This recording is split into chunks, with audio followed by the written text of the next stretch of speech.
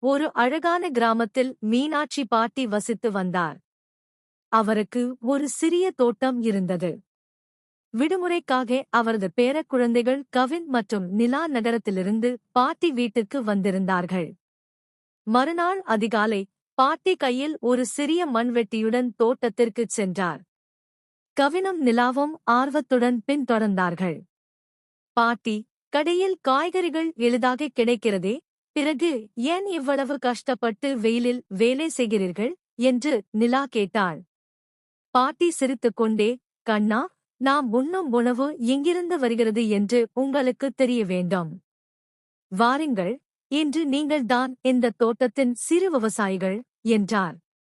பாட்டி அவர்களுக்கு சில வெண்டைக்காய் விதைகளை கொடுத்தார். முதலில் மண்ணை மென்மையாக கிளறச் சொன்னார். சிறிய குழி தோண்டி விதைகளைப் போடச் சொன்னார். லேசாக மண் மூடி தண்ணீர் தெளிக்கச் சொன்னார். இந்த செடி வளர சூரிய ஒளி, காற்று மற்றும் உங்கள் அன்பு தேவை என்றார் பாட்டி. தினமும் காலை கவினும் நிலாவும் செடிகளுக்கு தண்ணீர் ஊற்றினார்கள். சில நாட்களில் சிறிய பச்சை தளிர்கள் வந்தன. அதை பார்த்ததும் குழந்தைகளுக்கு அளவற்ற மகிழ்ச்சி. சில வாரங்களுக்குப் பிறகு அவர்கள் நட்ட செடிகளில் பிஞ்சு வெண்டைக்காய்கள் காய்த்தன. அன்று மதியம் அவர்கள் பறித்த காய்கறிகளைக் கொண்டு பாட்டி சுவையான சமையல் செய்தார்.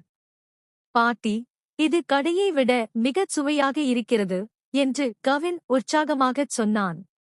நீதி. உழைப்பின் அருமையையும் உணவின் மதிப்பையும் நாம் கற்றுக்கொள்ள வேண்டும். நாம் ஒரு செடியை நட்டால் அது நமக்கு பல மடங்கு நன்மைகளைத் தரும்.